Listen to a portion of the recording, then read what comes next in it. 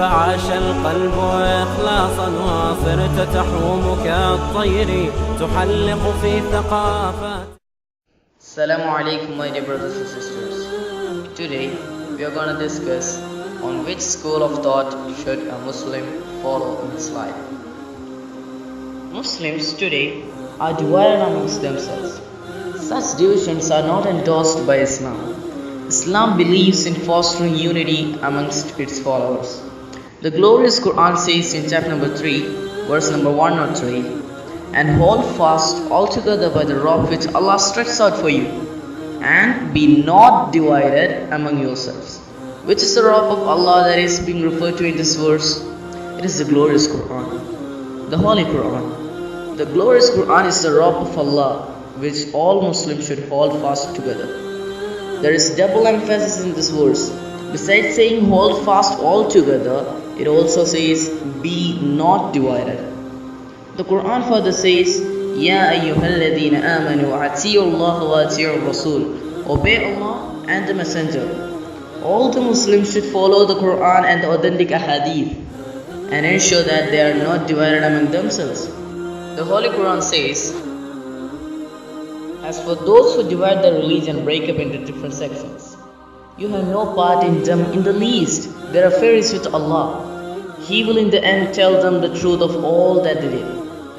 The Islamic world has produced several learned Islamic scholars who are called Imams. But out of these, 4 became more famous and their teachings spread in different parts of the world.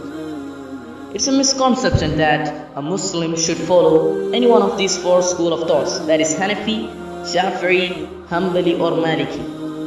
There is no proof whatsoever in the Quran or any authentic hadith that a Muslim should follow one of these 4 Imams. We must respect all the great scholars of Islam, including the 4 Imams, Imam Abu Hanifa, Imam Shafi, Imam Hanbal and Imam Malik. May Allah be pleased with them all.